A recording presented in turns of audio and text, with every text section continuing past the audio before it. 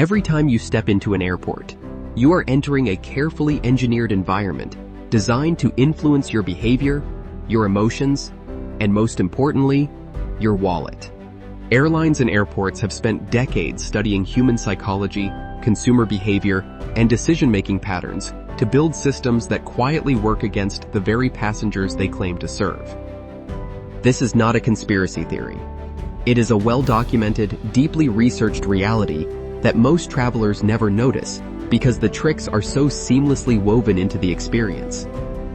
From the moment you book your ticket online to the second you board the plane, you are being guided, nudged, and sometimes outright manipulated. Understanding these tactics does not just make you a smarter traveler. It fundamentally changes how you see the entire aviation industry. Studies have shown that the average traveler pays between 20 and 30% more than the base fare once all ancillary fees are included. It starts the moment you search for a flight.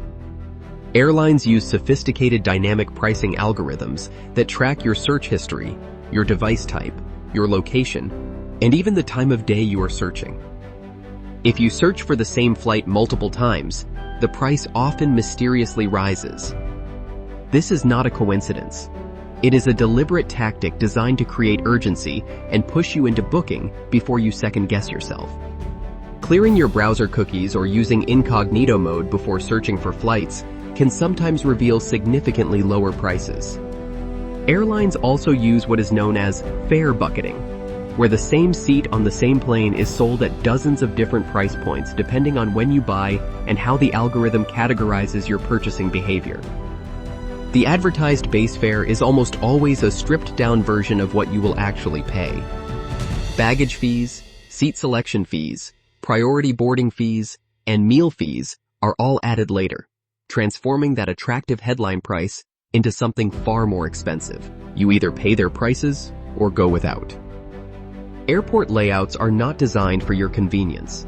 They are designed to maximize your exposure to retail and dining options. Security checkpoints are almost universally positioned so that passengers must walk through the heart of the shopping and dining areas to reach their gates. This is intentional.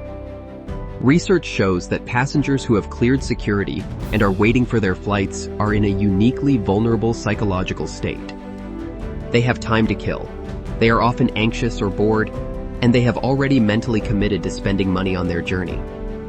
Airports exploit this by placing high-margin luxury stores, overpriced restaurants, and tempting impulse buy kiosks directly in the path between security and departure gates. The pricing inside airports is also deliberately inflated. The way airlines present seating options is another masterclass in psychological manipulation. When you book a flight, you are typically shown a seat map where the most desirable seats are highlighted in a different color and marked as premium or extra legroom options available for an additional fee.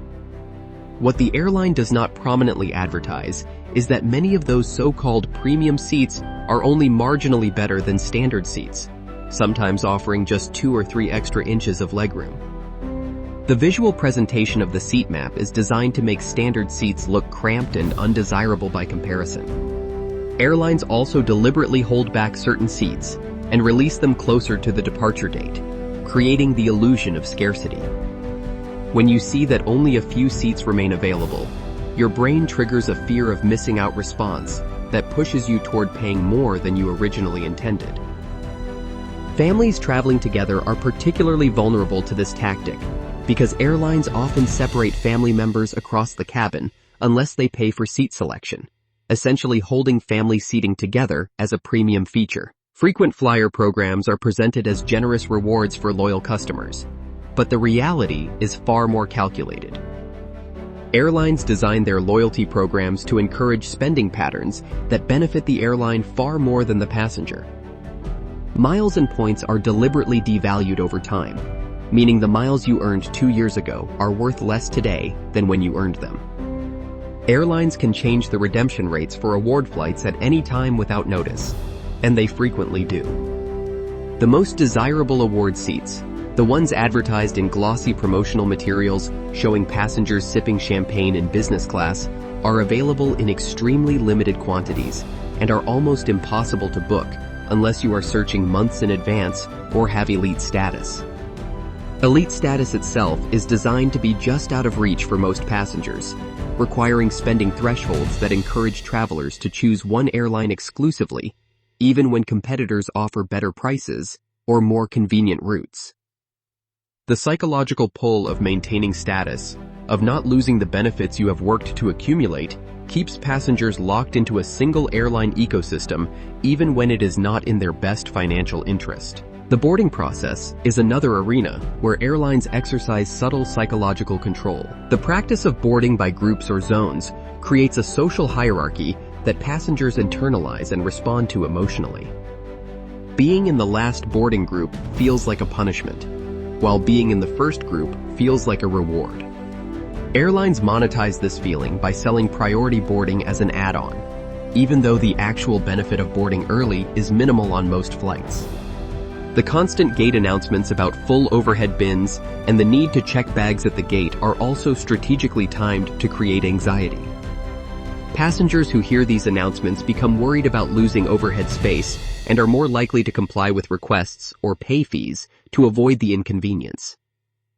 Airlines also use the announcement of delays strategically, sometimes releasing information in small increments rather than all at once, which keeps passengers anchored to the gate area and less likely to leave and spend money elsewhere in the terminal. Onboard food and beverage service has transformed from a hospitality offering into a significant revenue stream. Airlines that once included meals in the ticket price now charge separately for food that is often of questionable quality and marked up substantially. The presentation of food options on board is carefully designed to encourage spending.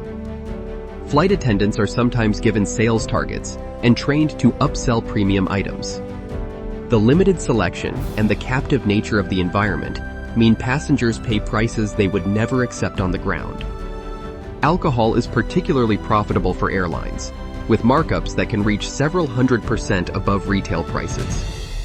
Passengers are also more susceptible to alcohol at altitude because cabin pressure and low humidity affect how the body processes alcohol, meaning passengers feel the effects faster and are more likely to order additional drinks. Knowing these tactics gives you a genuine advantage.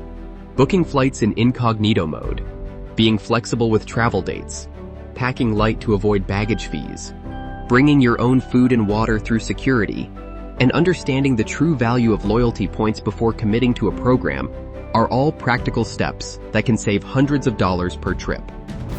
The aviation industry is extraordinarily good at making its revenue strategies feel invisible, even natural. But once you see the architecture of manipulation clearly, you can navigate it with confidence. Every fee, every announcement, every seat map, and every loyalty offer is part of a carefully constructed system. The passengers who thrive are the ones who understand the game being played and choose to play it on their own terms.